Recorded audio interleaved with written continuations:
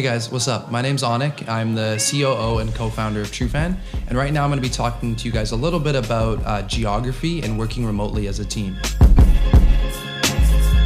So when Trufan first started, our entire team was separated. Swish was traveling back and forth between New York and Toronto. Scott, our head of sales, was in Ottawa.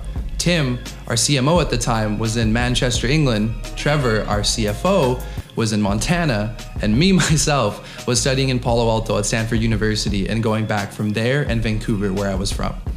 Remote work, something I actually enjoy, although I much rather having a steady work environment to roll up to every single day. So now being in Toronto, much better, and Vancouver was great, but considering the first time we only got together as a team was 8, maybe 9 months after we'd started the project in Vancouver for a team retreat, it's just absurd to see what you can accomplish working from different parts of the world together.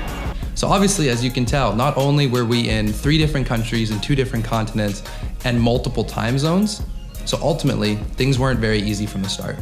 However, one thing that I will say about working remotely is if you can build a team where everyone puts in an extra bit of effort into not only making team calls, but continuing conversation offline on Slack or messaging, sending memes back and forth to each other, you build a culture of trust and love, which really goes a long way.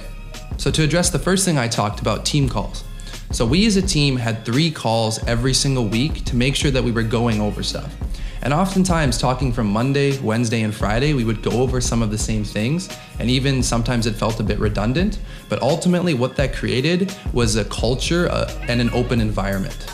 Ultimately, what that meant is that at any moment, any team member felt comfortable talking to another about an issue or a problem that had come up. We did have, some communication problems between, Tim being 8 hours ahead and me asking him to do something at 3 p.m. on a Thursday, and that was then 11 p.m. his Thursday night, so he probably wasn't looking at Slack. But I think one of the things that worked out well is that whether it was Scott, Swish, me, or Trevor, everyone kind of put in the effort to, be aware of other people's necessities and timeframes and make sure that the extra work went in to accomplish that.